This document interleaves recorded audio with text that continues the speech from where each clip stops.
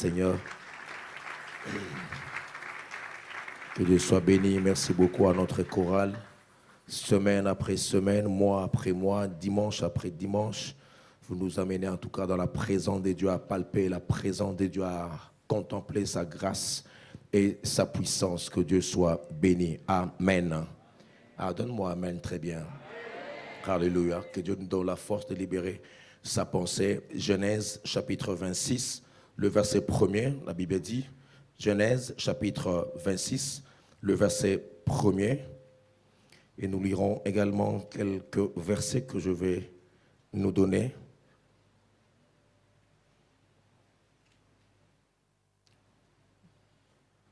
Verset 1er, la Bible nous dit, il y eut une famine dans le pays. Outre la première famine qui eut lieu du temps d'Abraham, et Isaac alla vers Abimelech, roi des Philistins, à Guérar. Donc juste le verset 1er nous montre le tableau de la sécheresse, la famine.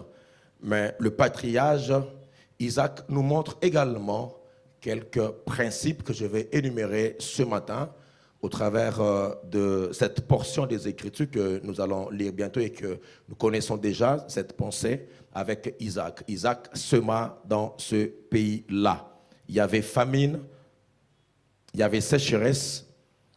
Le verset 12, nous commençons par le verset 12, la Bible dit ceci, Isaac sema dans ce pays et il recueillit cette année le centuple, car l'Éternel le bénit. Alléluia. Car l'Éternel le bénit.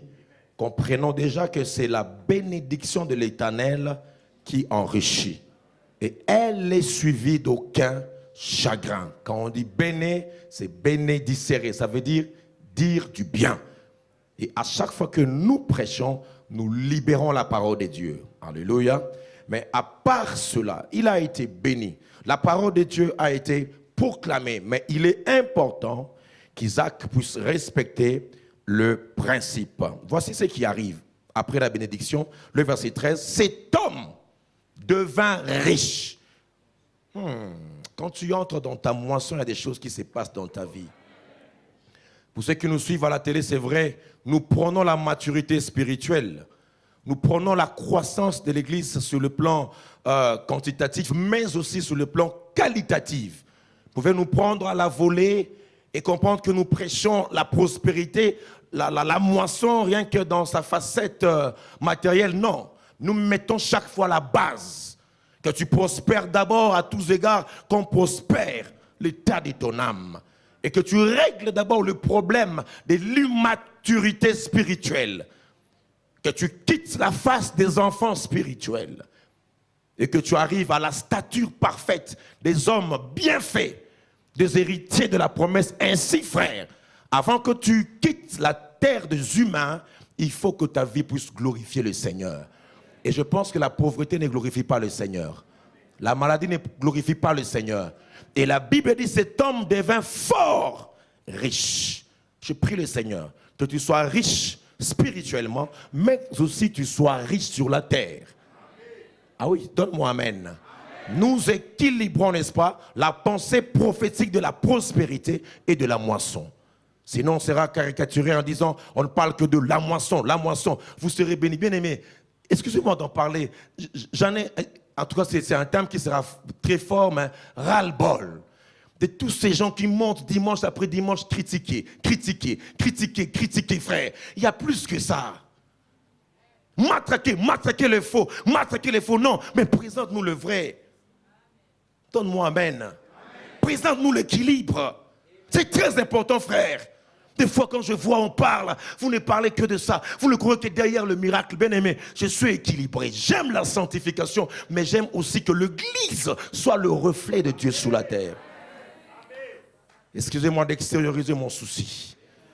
Alléluia. Sûr, il n'y aura pas d'aurore.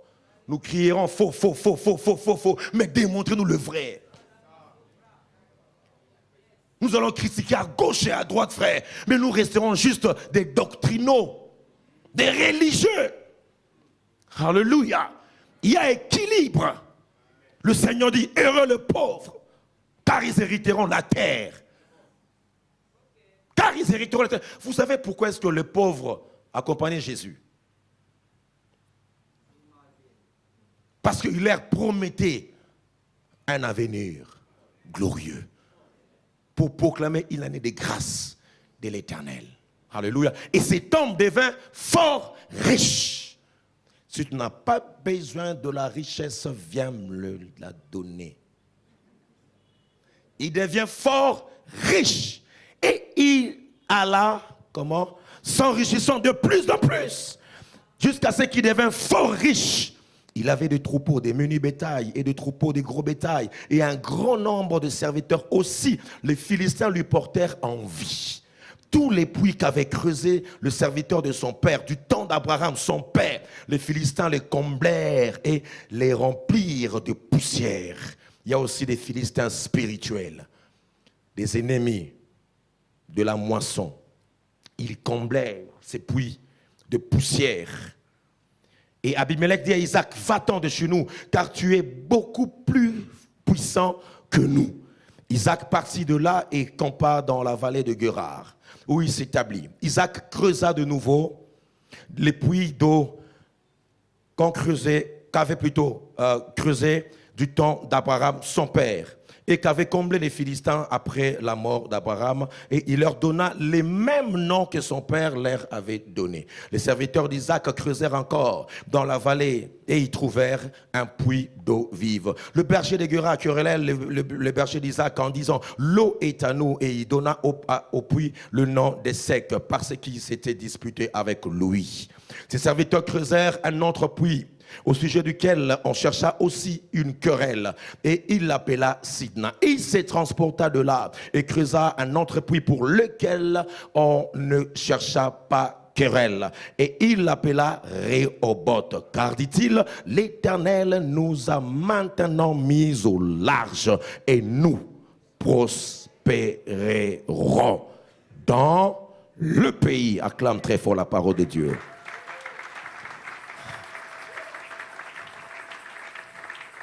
Alléluia. Bien-aimé, c'est possible de passer de la sécheresse à Rehoboth. C'est possible, bien-aimé, dans une terre hostile, dans un temps chaotique, comme à Guérar. La Bible dit, Isaac se retrouva dans un tableau de sécheresse, dans un tableau de crise, dans un tableau de pandémie, dans un tableau de crise économique, la sécheresse, qui sévit dans tous les pays. Ce n'est pas simplement dans une contrée, moins encore dans un quartier, mais dans tous les pays de Guérar, il sévit la sécheresse. Déjà, de prime abord, il faut de retenir, lorsque la Bible parle de sécheresse, il faut de voir sur le plan spirituel, à actualiser qu'il y a des sécheresses. Il y a 4 choses qui manifestent la sécheresse. Le manque d'eau, le manque de nourriture, la mort, la faim. Et ça sévit à Guérar. Et le Seigneur de dire, reste dans ce pays. Ne quitte pas ce pays. Frère, il est important de mettre des balises par rapport à notre moisson. Passer de la sécheresse à Rehoboth. Rehoboth, c'est la moisson d'Isaac. Rehoboth, c'est ta moisson, malgré les temps difficiles. Mais il y a des principes à respecter. Pour aller de la sécheresse à Rehoboth, pour aller de la sécheresse à ta moisson. J'ai beaucoup aimé la direction divine à l'introduction. On dit que nous aurons une décennie de la moisson. Mais cela exige des principes. D'abord, il faut comprendre qu'il est important pour aller de la sécheresse à la moisson, d'être diligent pour semer, la diligence. On voit ici l'image d'Isaac. Isaac reçoit la promesse, mais Isaac n'est pas passif. Isaac n'est pas oisif. Isaac n'est pas paresseux. Isaac ici fait montre de la diligence, le courage de la promptitude d'entreprendre. Isaac sema dans ce pays et il recueillit au centuple. Mais il a semé, il a travaillé. C'est parmi les principes. Et j'aimerais le dire, considère, ce matin je vais aller tout doucement pour te donner des principes qui vont t'aider à moissonner cette année. Considère chaque fois tout ce que Dieu te donne comme une sémence. Considère ton énergie comme une sémence. Considère ta santé comme une sémence. Parce que quand je sème aujourd'hui, je sais que je peux récolter demain. Isaac sema, Isaac manifeste la foi dans un temps hostile, dans un tableau chaotique, mais il sème. Quelle foi, quelle détermination. Il sema dans ce pays. Quel pays? Pays où il y a la sécheresse. Pays où tout le monde manque. Pays où on dit que la terre ne peut pas produire parce qu'il y a la sécheresse. Mais lui, il sème. Lui, il comprend le principe de la semaille et de la moisson.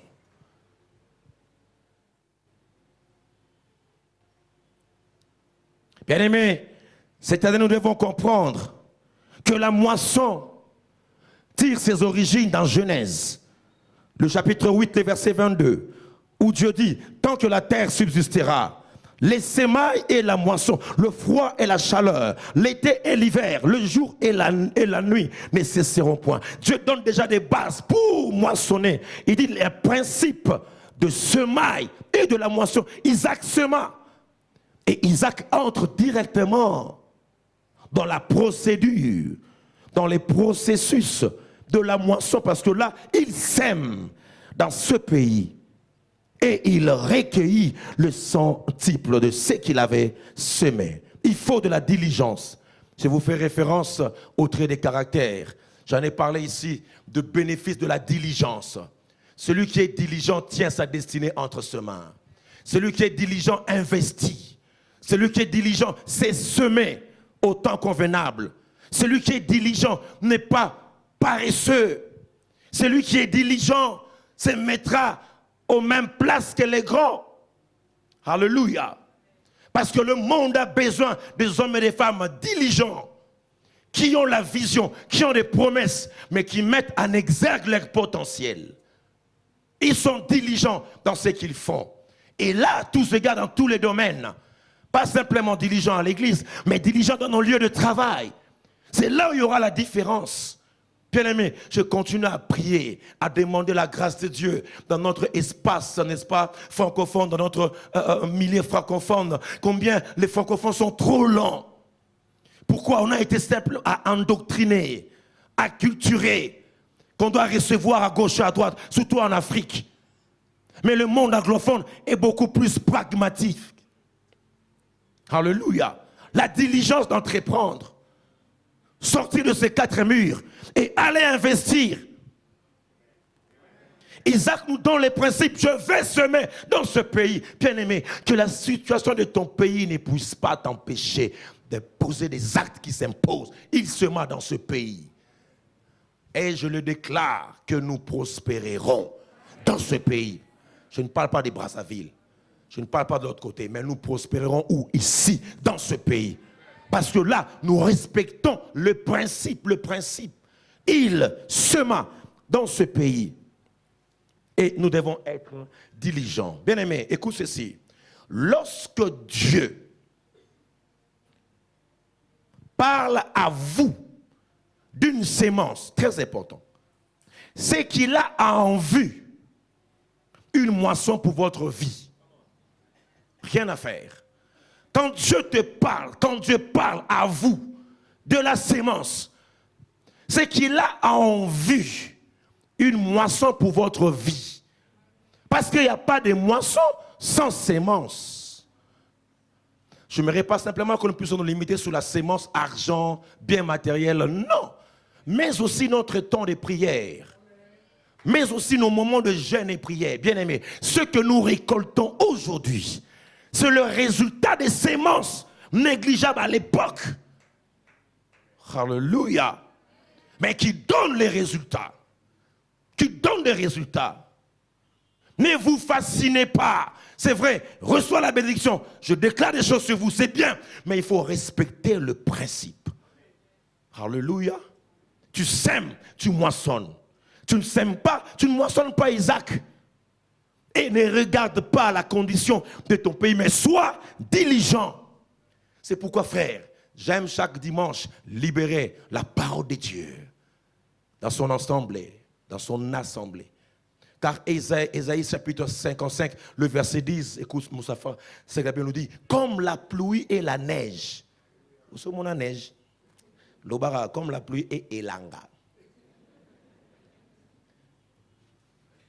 Comme la pluie et la neige descendent des cieux et n'y retournent pas sans avoir.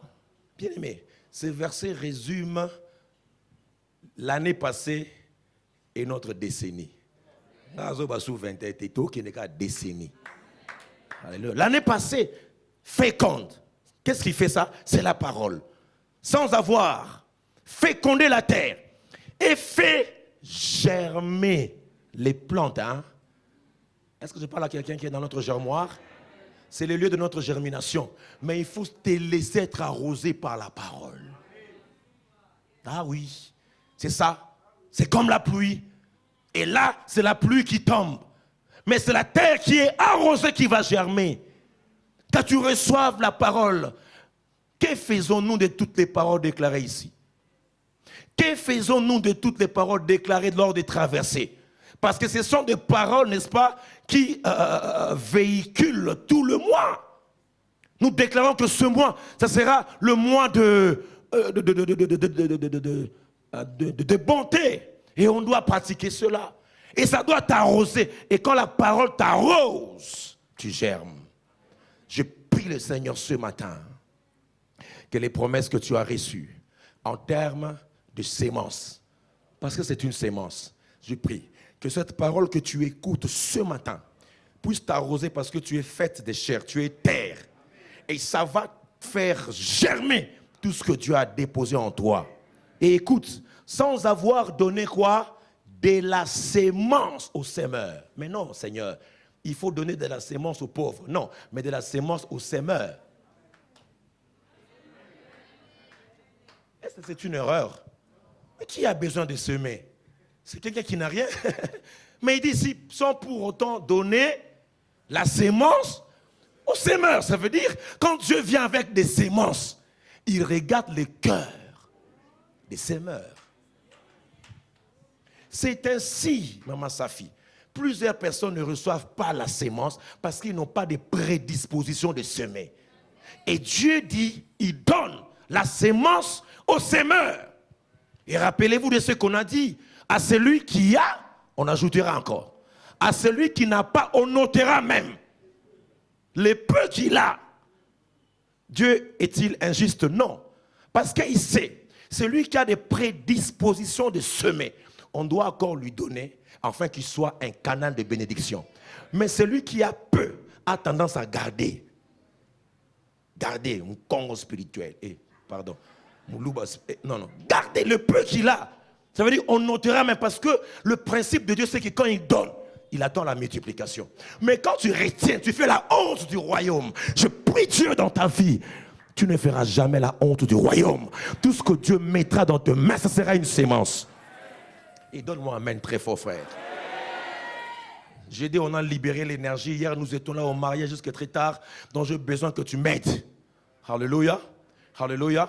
Et que tu puisses moissonner cette année. Des décisions à prendre. Oh, Dieu nous parle en sérieux, n'est-ce pas?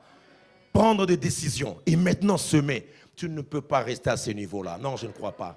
Je ne connais pas ces dieux-là. Tu mets en pratique la parole de Dieu. Tu comprends la parole. Tu prends des décisions qui te donnent ta délivrance. C'est ce qu'on a déclaré les dimanches passés. Et ce dimanche, tu prends maintenant la diligence de travailler frère. Tu sors de cet endroit. Tu seras 10 fois plus supérieur que les païens. Au nom de... Lève ta main, donne-moi 3 fois. Amen. C'est l'ère de l'église. Les chrétiens doivent briller plus que le païen. Toi, tu as la matière, frère. Tu sèmes, tu moissonnes. Ces gens-là ne pratiquent que des principes bibliques, mais tordus. Mais nous avons le principe biblique dans le Seigneur. Et Dieu même le fait de manière ironique, je pense bien, en disant que les fils de ces siècles sont plus sages que les fils du royaume. Alléluia. Oh bien-aimé, j'attends la moisson des dieux dans cette église. Alléluia. Et donner du pain à celui qui mange. Et donner du pain à celui qui a faim. Donner du pain à celui qui mange déjà. Oh mais ce n'est Azolia déjà. Babagui c'est les sous-pain. Parce que celui qui ne mange pas, et pèque et boule, et bien. À 1900, ma casse flambeau. Et tu ne manges pas. Pourquoi? Parce que tu ne libères pas. Tu ne libères pas. C'est pourquoi tu ne manges pas. Mais quand tu manges, tu libères. Tu comprends? Quand tu manges, tu fais entrer. Tu libères. Mais quand tu ne manges pas, tu vas libérer quoi?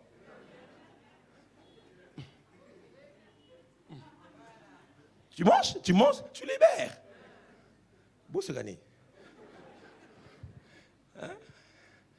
Quand tu ne manges pas, tu ne libères pas.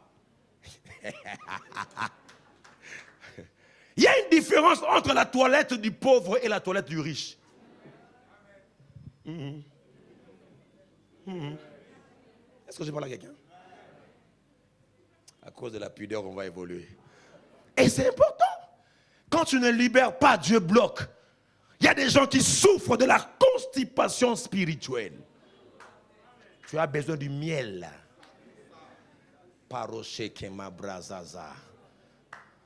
Parce que nous, à la maison, c'est du miel seulement. Madame, elle a qu'un miel.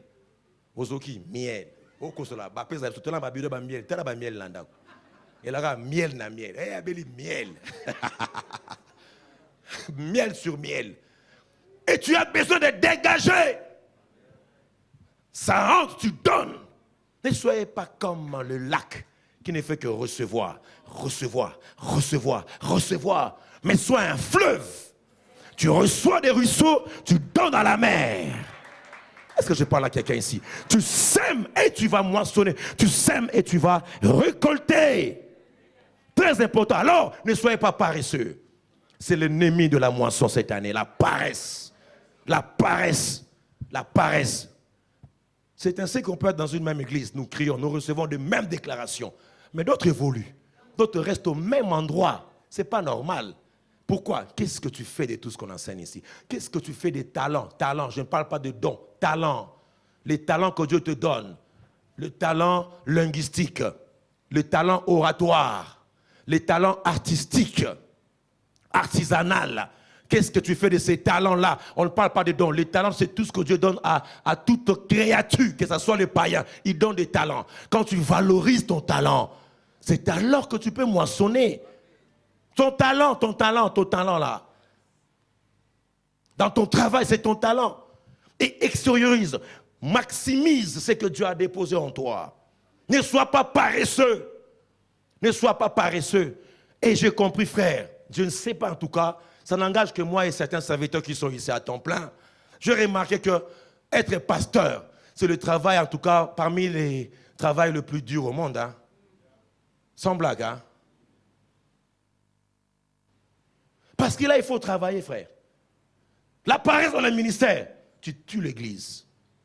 La paresse dans le ministère, tu tues même ton talent qui est en toi.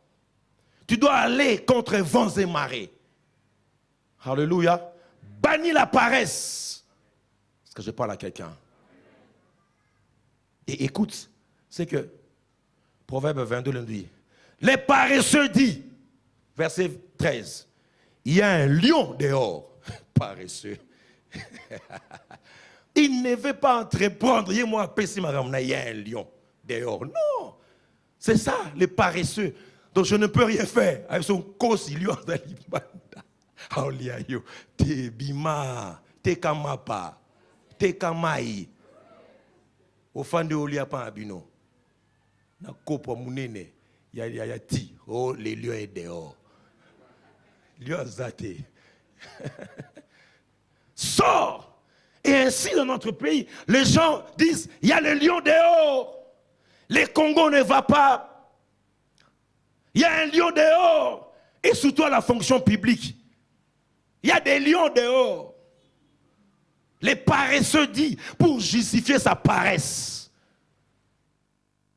Le Saint-Esprit nous aide non simplement à libérer les dons spirituels, mais à extérioriser aussi notre potentiel. Sache une chose, quand tu libères ton potentiel, le monde te cherchera. Parce que le monde cherche des gens qui développent leur potentiel et qui exposent leur potentiel. Que tu le veuilles ou pas, les gens consomment ce qui libère leur potentiel. Et l'homme a été créé comme ça. Si une autre créature libère son potentiel, tout le monde va te suivre. Parce que là, tu libères ton potentiel. Les gens ne vont pas te suivre parce que tu ne libères pas ton potentiel. Mais mettez Messie ici. Qu'on te mette là, on va suivre Messie.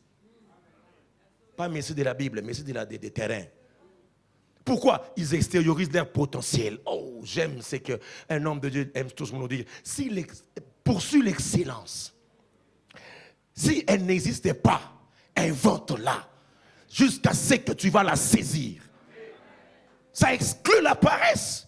Il faut chercher, il faut aller en profondeur avec les peu que tu as. Avance. Alléluia. J'ai dit avance. Alléluia. Et on doit veiller sur ces 4 choses cette année qui font partie des ennemis de la moisson. 1, la peur. 2, la paresse. 3, la négligence. 4, la procrastination. Ce n'est pas un produit pharmaceutique pour le coronavirus. C'est le fait de reporter à demain ce qu'on doit faire aujourd'hui. La peur t'empêche d'extérioriser ce que tu as. Il y a un lion dehors, c'est la peur. Mais ici, bien aimé, dans notre texte, Isaac a banni toute peur. Voyez-vous, il sema malgré l'adversité, la peur, la paresse, la négligence, surtout la négligence. On fait des choses à moitié. C'est ça la négligence. On fait des choses, mais à peu près. C'est ça la négligence.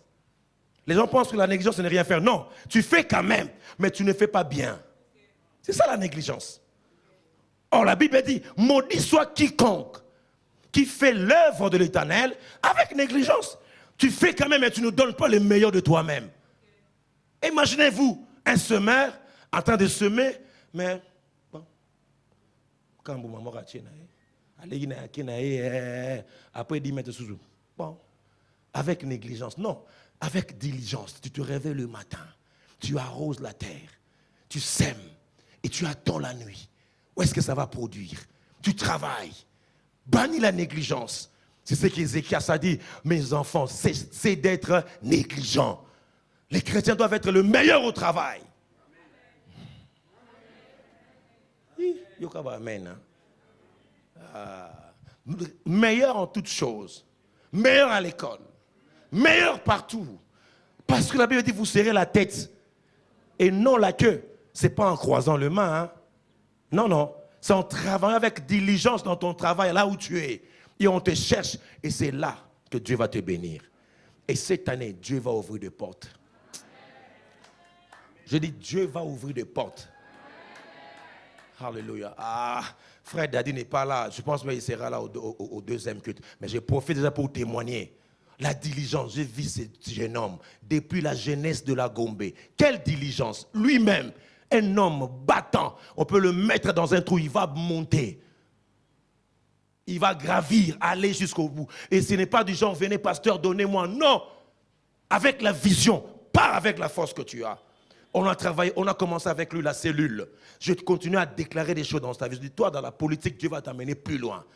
Très éloquent. Très éveillé, très intelligent. C'est les talents que Dieu te donne. Bien aimé, quand l'opportunité rencontre la préparation, le succès est certain. Or, la préparation exige l'excellence. Tu te prépares pour de grandes choses. Est-ce que je parle à quelqu'un ici? Et Maman Safi connaît, je pense qu'il sera là au deuxième. Même dans sa manière de s'habiller, même dans la pauvreté, on dormait à l'église, mais toujours en cravate, toujours en veste. Mais pourquoi? Il se profile déjà, il se projette déjà. Ta manière d'être montre ce que tu seras demain. Ta manière de te comporter aujourd'hui montre ce que tu seras demain. Même ta manière de t'habiller montre ce que tu seras demain. Travaillant de mieux en mieux. Et sois toi. Est-ce que je parle à quelqu'un? Ne falsifie pas des choses. Sois toi. Et il a avancé. Oh, gloire au Seigneur. Que Dieu l'a élevé. C'est pourquoi j'ai compris, il faut être toi, avec les talents que Dieu t'a donnés. Ne cherche pas à couper à gauche, à droite, et tout ça. Non, frère. Hein? Et surtout quand tu es fiancé là, n'aimez pas trop des make-up, des tils, des rouges à lèvres, parce que le jour du mariage, ça sera terrible. Quand tu vas aller voir ton fiancé, en ces temps qui courent, maintenant là, je ne parle pas à notre époque, je parle maintenant là, je vous dis des choses vraies. Alléluia. Des choses vraies. Il y a un frère, moi ce n'est qu'un mariage, l'homme n'a pas bouillé. Elle a fiancé, elle venait chaque fois à tes teintures, à tes masques, dans chaque rencontre dans Nandaku. Atie ba silo yo yo monde on appelle makasi atie na ba ninyo yo ba misu ya rouge so ya orange so ya vert donc yo ba ninga qui on a misu rouge donc chaque fois mon a oh moi so misu verte vert na souki il était histoire vraie et ça s'est passé à pas très longtemps ici et le jour du mariage. Tout s'est très bien passé. Et le frère va aller faire le petit déjeuner. Et la fille, dans tous ses états, tu enlèves le cabello. Nali bandi. C'est soit vrai. Alongo il n'a pas de cils. Alongo il n'a pas mis sur Mouyanyaou. Ah, où est ma femme? Où est ma femme? Où est ma femme? Non, non, non, c'est pas toi. Toi, c'est qui? Ah, mais c'est moi. Mais non, non, non, non, non, non, non, non. Discussion. Elle a barré dans la chambre. Et puis, attends, elle est rentrée là-bas. Elle s'est maquillée, elle s'est maquillée. Tant à Zongi, elle regarde Léo, Joe Léo.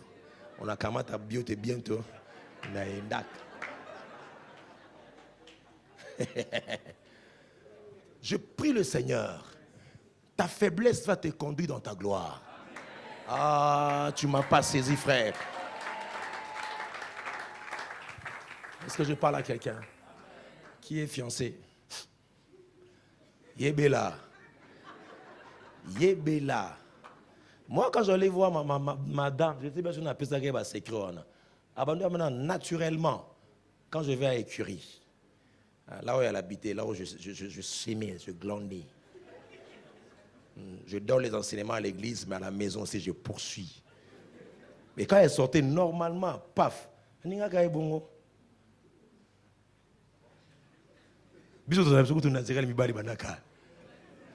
alléluia.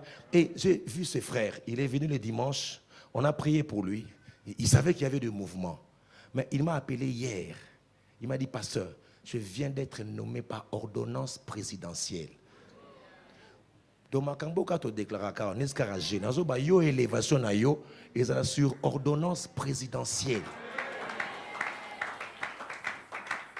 Ordonnance présidentielle. Pasteur continue à dire, non, alléluia. Ça se passe où? Dans cette église. C'est pourquoi je déclare cette année que Dieu puisse te surprendre. Ce que tu attends depuis longtemps, que tu le deviennes cette année. Je le déclare dans le nom de Jésus-Christ de Nazareth. Bannis la paresse. Avance avec la force que tu as. Alléluia. Donne-moi amen très fort. Et Ecclésiaste chapitre 11, verset 4, nous dit ceci. C'est lui qui observe le vent ne semera point. C'est lui qui observe le vent. Ça veut dire les temps mauvais. C'est lui qui regarde le vent aux circonstances ne semera point. Parce que tu diras, non, si je sème, ça sera en vain. Parce que le vent va emporter la sémence. Ça, ce sont des paroles de sagesse, frère. Alléluia. Celui qui observe le vent ne semera pas. Rien à faire. Celui qui regarde les nuages ne moissonnera point. Point. Quand tu regardes les nuages de ta famille, le limitation, parce qu'il y a des nuages comme ça spirituels. Quand tu regardes ceux-là qui ont échoué dans ta famille, dans le mariage, qui ont échoué dans tel ou tel domaine, tu rebrousses chemin, tu te rétractes. Tu regardes ces nuages, tu ne moissonneras jamais. Tu regardes le vent, tu ne semeras jamais. apprends à t'élever, prends la décision. Malgré ces nuages de ma famille, moi je semerai. Mais moi je moissonnerai. Je moissonnerai. Parce que je suis exceptionnel. Je suis mis à part. Alléluia. Bien-aimé, je te donne rendez-vous au sommet. Avec de telles paroles, rendez-vous au sommet, frère. Il faut que tu brilles à tous égards. Comprends cela, frère. Deuxièmement, c'est que tu dois comprendre par rapport à la semence. D'abord, c'est que la semence est toujours plus petite que la moisson. C'est pourquoi ne néglige jamais les jours du faible commencement. Ça fait partie du principe du royaume. Marc 4, le verset 31, nous dit ceci. Il est semblable à un grain de sénévé pour montrer le royaume qui, lorsqu'on le sème en terre, est la plus petite de toutes les semences qui sont sur la terre. Le verset 32. Mais lorsqu'il a été semé, il monte, devient plus grand que tous les légumes et pousse des grandes branches en sorte que les oiseaux du ciel peuvent habiter sous son ombre. C'est ça le principe du royaume. Ça commence petit mais ça grandit dans l'avenir. Ta semence peut être une semence, mais la moisson est toujours au centuple.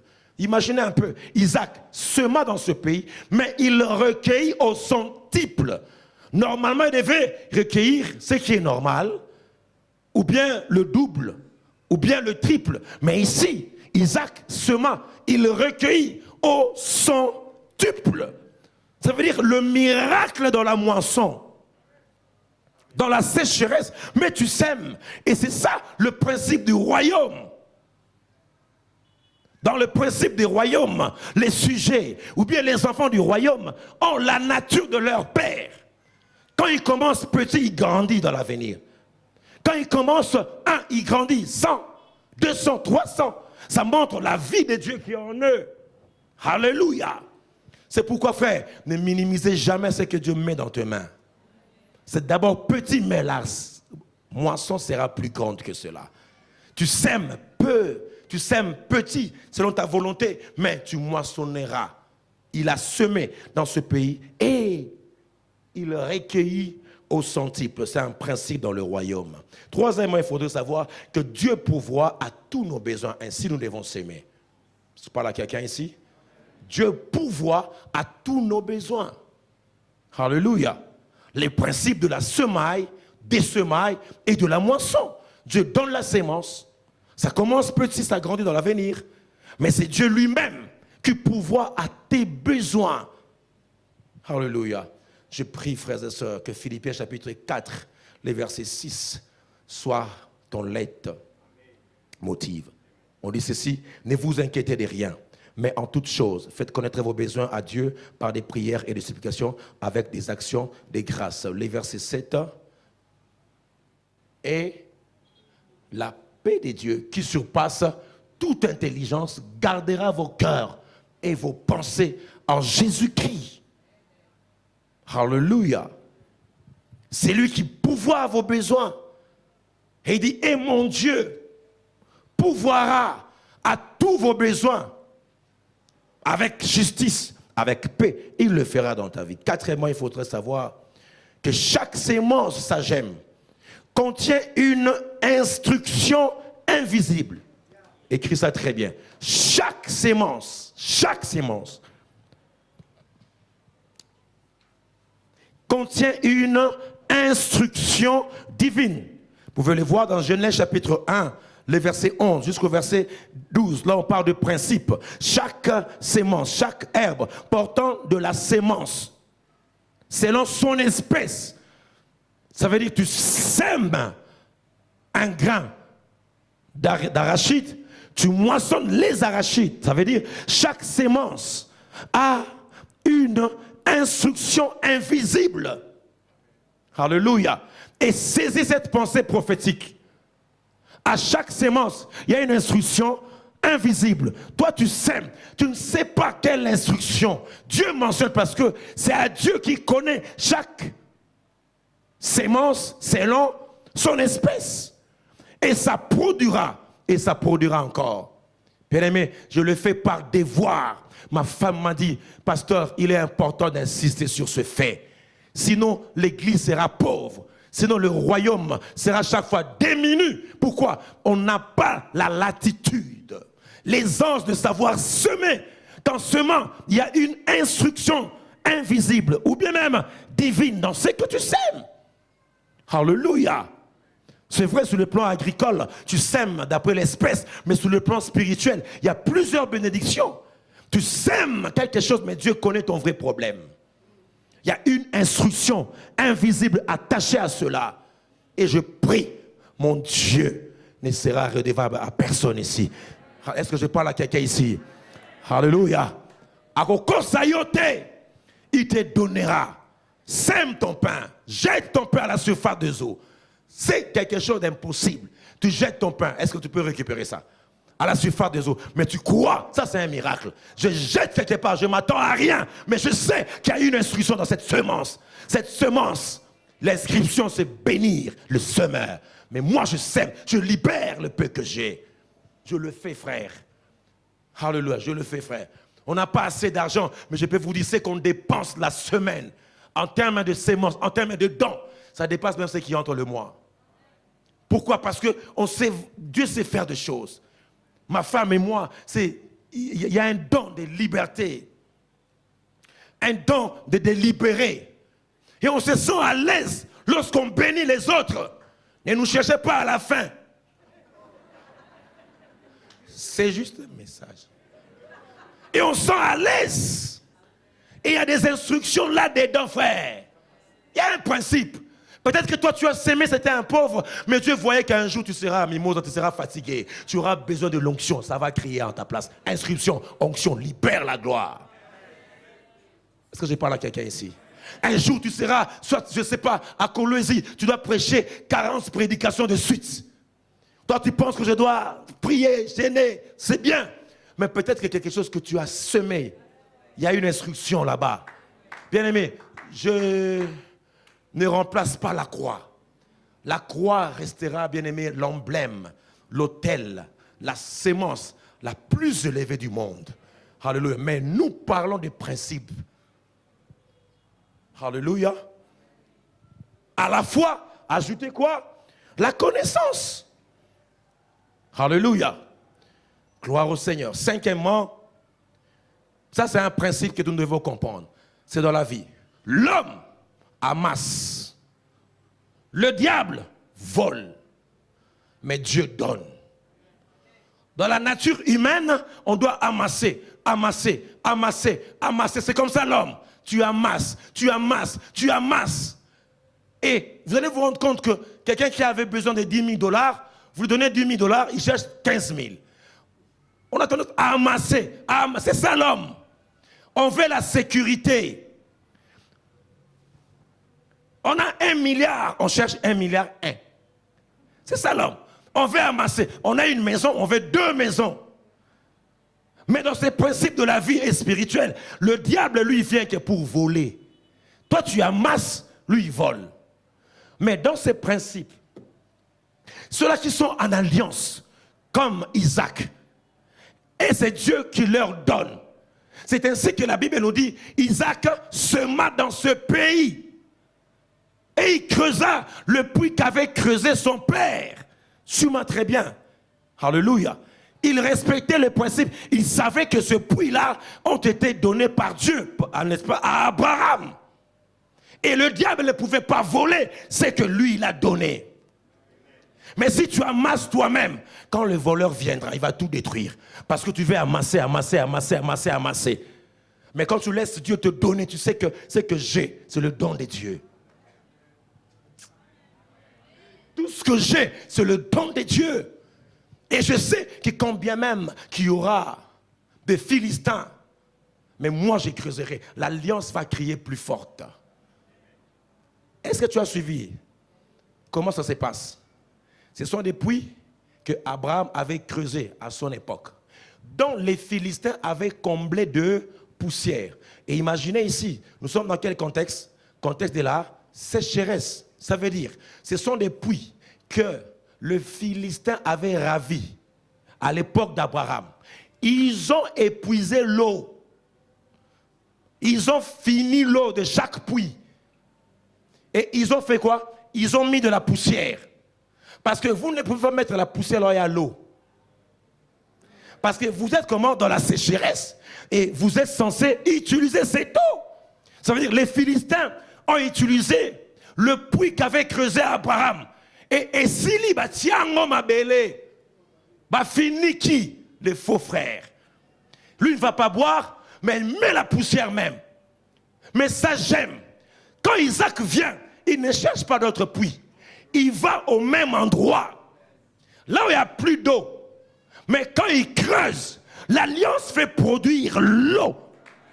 C'est pourquoi je déclare, partout où tu seras, peu importe la sécheresse, peu importe le pays, peu importe le Philistin qui comble les puits de tes pères de poussière, j'ordonne et je confesse, ça sera le même puits. Tu ne changeras pas de famille, ça sera la même famille. Mais toi, quand tu vas creuser, non par toi-même, mais tu creuseras par la puissance de l'alliance. Et le même puits là, il en fera sortir de l'eau qui jailliront, parce que toi tu es mis à part. Est-ce que quelqu'un est là ce matin? Mais donne 3 fois amen. Là où tout le monde échoue, toi tu réussiras. Parce que tu es de la race de ceux-là qui sont en alliance avec cette estrade, avec cette chair. Ceux-là qui écoutent chaque fois la parole de Dieu. Je déclare que l'alliance de Dieu va te poursuivre, va te l'enseigne que les Philistins seront des spectateurs. Ils cherchent à te bloquer, mais c'est eux qui vont commencer à t'acclamer en disant, nous savons que Dieu est avec toi. Comment vous le savez? Par les œuvres, par des choses tangibles, par des choses palpables. C'est pourquoi je déclare, c'est pourquoi je confesse, je sens que je commence à prêcher maintenant. Dans ta vie, je déclare que les Philistins seront étonnés. Ceux qui comblent de poussière, laissez-les combler de poussière. Vous ne savez pas, je suis de la race d'alliance. Et les hommes d'alliance ne meurent pas. Ils remportent toujours des victoires. Tu passeras de la sécheresse à Rehoboth. J'ai dit, tu passeras de la sécheresse à Rehoboth. Quand tu auras semé, tu moissonneras. Parce que c'est Dieu qui te donnera la sémence. Et je t'annonce, frères et sœurs, apprends à attribuer à votre sémence un objectif spécifique. Sixièmement, apprends à attribuer à votre sémence, alléluia, un objectif spécifique. Là, ça engage ta foi. Alléluia. C'est un principe du royaume. Pour semer cette année, attribue, nomme ta sémence. Ce n'est pas le manque de foi. Alléluia. Alléluia. Et là, tu appliques ta foi. Tu attribues à ta sémence un objectif. Un objectif. Tu sais, Seigneur, je sais, je ne force pas ta main, mais que cette sémence, je déclare tel objectif, telle vision. Vois ta femme, vois ton travail. Partout où il y a un sacrifice, il y a un feu. Partout où il y a un feu, il y a l'approbation de Dieu. Apprends à nommer ta sémence. Apprends à nommer ta sémence. Et tu dis, Seigneur, ça, c'est pour voir ça. Et frères et sœurs, écoute, quelqu'un dit ceci. Lorsque vous attribuez un objectif spécial à votre sémence, alors, en ce moment-là, lorsque vous attribuez un objectif spécial à votre sémence, alors à ce moment-là, votre foi et votre attente d'un miracle seront relâchées. Est-ce que tu comprends? Quand tu nommes ta sémence, c'est ta foi, c'est l'attente d'un miracle qui est relâchée. En disant ceci, Seigneur, quand je donne ça, c'est pour que. Et là, ta foi est motivée. Ta foi est relâchée. L'attente aussi est relâchée. Donc tu démontres que tu as la foi à telle chose. C'est un principe biblique. Je le dirai à chaque fois parce que l'église est en train de grandir. Il y a des gens qui sont venus, qui n'ont pas écouté ces témoignages. Lorsque madame était grosse de notre second enfant, Doxa, le garçon, et une fois un prédicateur prêchait, j'ai pris l'argent que j'avais, ça avait un billet de $100. On savait même pas, toi, aller très bien. On n'avait encore rien fait comme échographie. Mais j'ai senti dans mon cœur que je puisse nommer ma sémence. Je suis allé voir à l'époque Guinée Cham. Quand il a fini, c'était à Bandal. Je suis allé le voir, je lui ai dit, pasteur, ma femme est grosse, mais je sème. Je ne savais pas qu'il y aura de problème. Or, j'ai compris une chose, que chaque sémence a une instruction divine. Je dis, mais moi aussi, je nommais Je nommais ça. C'est pour la grossesse de madame. Je ne savais pas pourquoi. Et quand, après avoir fait la première échographie, bien aimé, c'était catastrophique. On est passé par un temps de crise, vous n'avez pas l'idée. Vous faites l'échographie, on vous dit on ne voit pas la tête de l'enfant. Les intestins de l'enfant se développent à l'extérieur de son ventre. Les intestins de l'enfant, ça l'échographie, à l'extérieur. Et on dit on ne voit pas le cœur, on ne voit pas la tête et tout ça. Vous devez avorter. Madame sort en train de pleurer. Je dis Seigneur, j'avais nommé ma sémence. Tu ne manges jamais. Je priais le Seigneur. Je mis ma main sur son ventre le matin et le soir. Je dis on n'avorte pas. On ne dit rien à la famille. Mais nous prions le Seigneur, frère. C'est ça la vie. La vie appartient aux gens qui sont déterminés, frère. Ne laissez jamais au diable le temps. Des fois tu as peur pour rien. Alléluia. Je priais le matin, je priais le soir. Et après la deuxième échographie, c'est ce qui a été formidable. On fait l'échographie, tout est intact. Les intestins à l'intérieur, le cœur bat un rythme, à la fréquence en tout cas très bonne. La tête normalement. Et je devais être là même, moi-même, le jour de l'accouchement pour être sûr. Parce que des fois, il y a fois, mais mon arabe, c'est bandéni. Et je te là le jour de l'accouchement. Rakayama, c'était grâce à. Parce que moi, le jour de l'accouchement, moi-même, j'accompagne madame. Les deux devenons une seule chair. Lui, elle souffre physiquement, moi, c'est mentalement. Donc, ton souveraineté est mon corps. Alléluia. Et j'étais là moi-même. Oh non, il faut du respect aux mamans. Ces jours-là, les médecins m'ont abandonné dans le premier accouchement. Dans mon atelier, il y a Safi. Il y a Kingo. Il y a Poussa. Kingo est Katananga. Kingo est Katananga. Il y a un message qui est encore. Mets-toi là, sur la télé. On dit pousse. Kingo. Pousse. Donc, tout beau ensemble. Pousse! Pousse! Et c'est Fungao, Talio.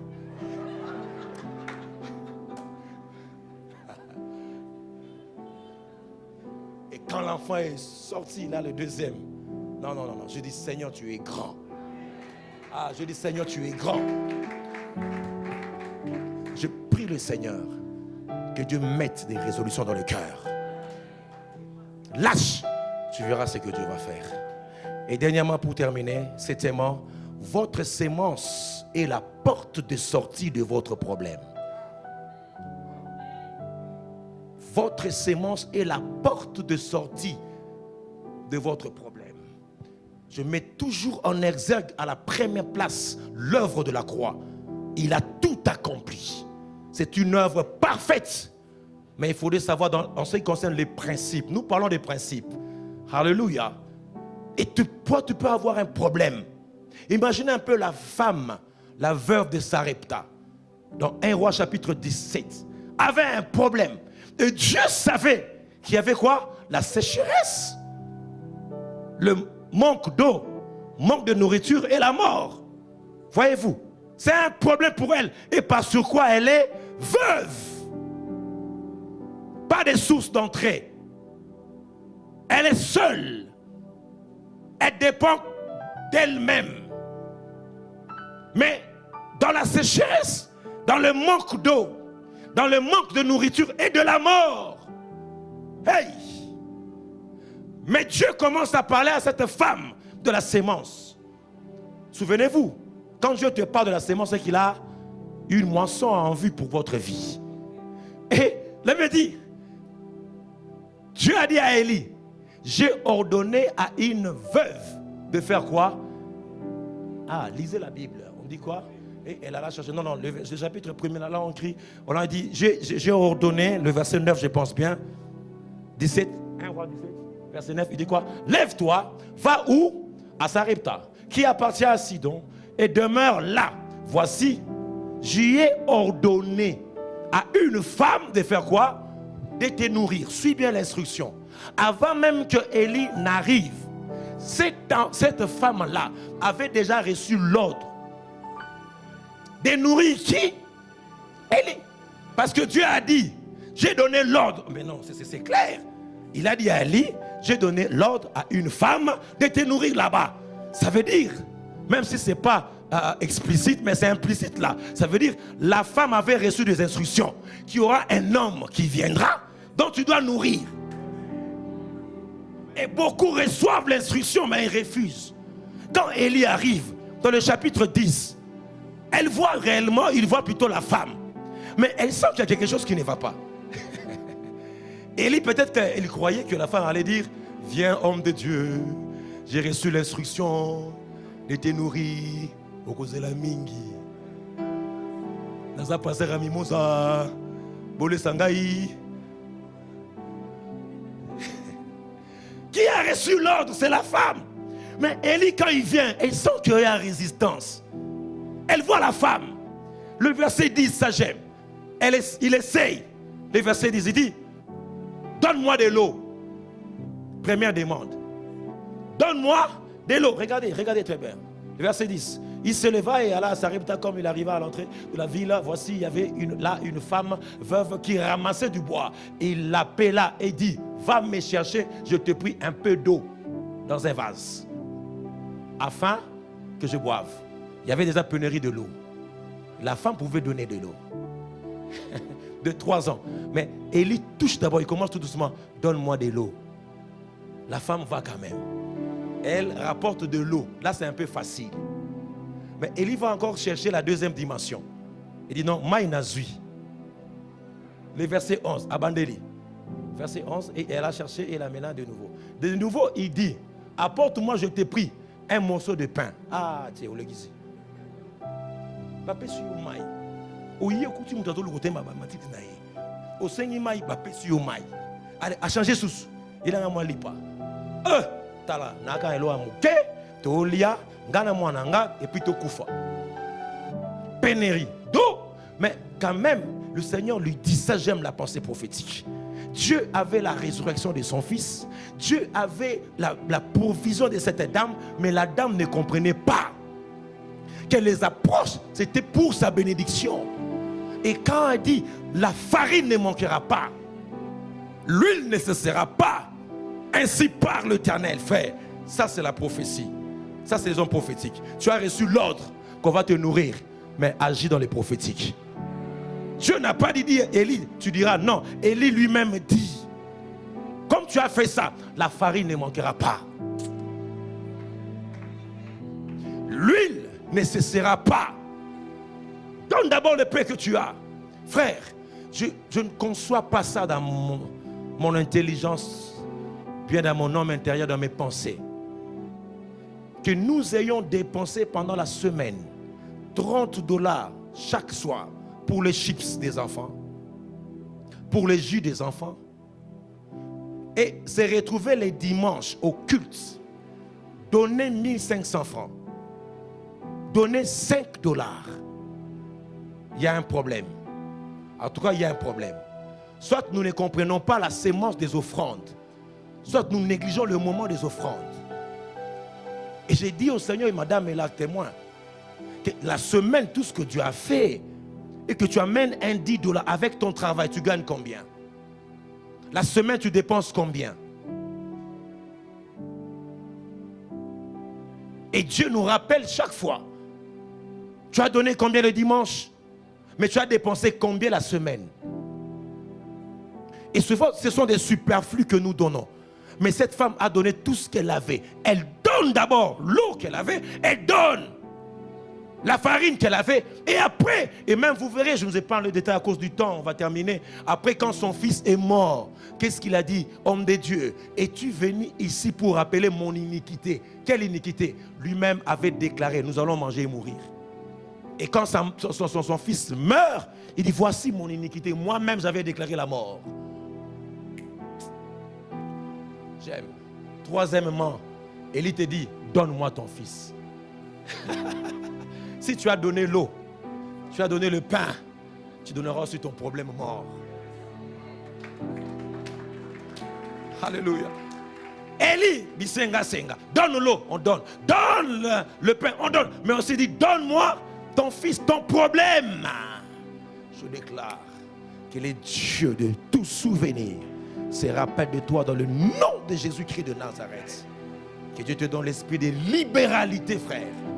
Bien-aimé, après ce message, les dimanches qui suivent, on va donner le rapport ici. On doit monter en écran. Non.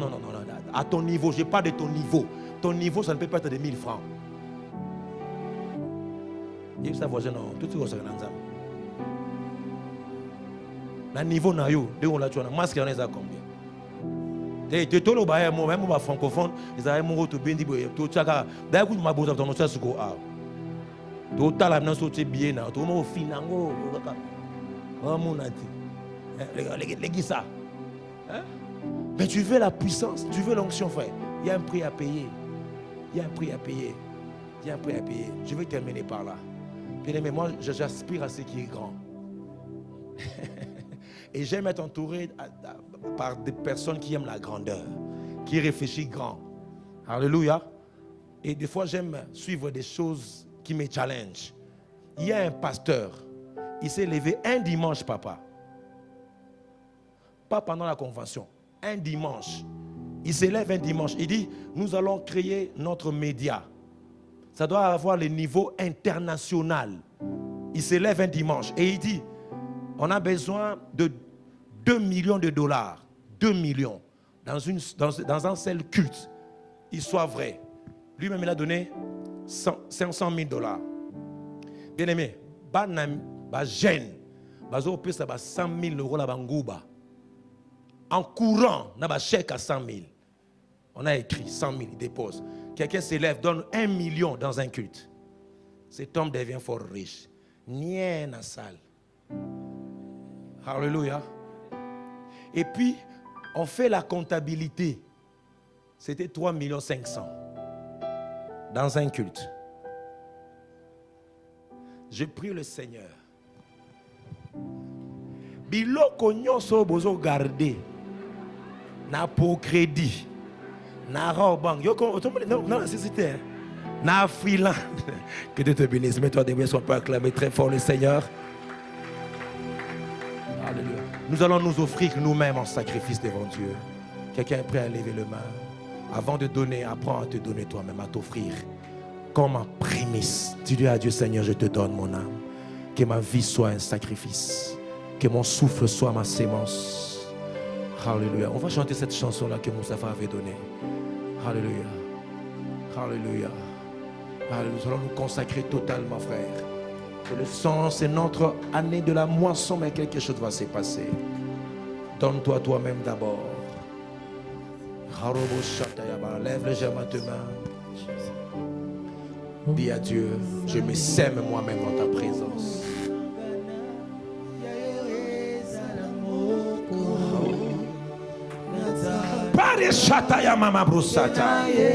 Vous servirez des signes et des prodiges.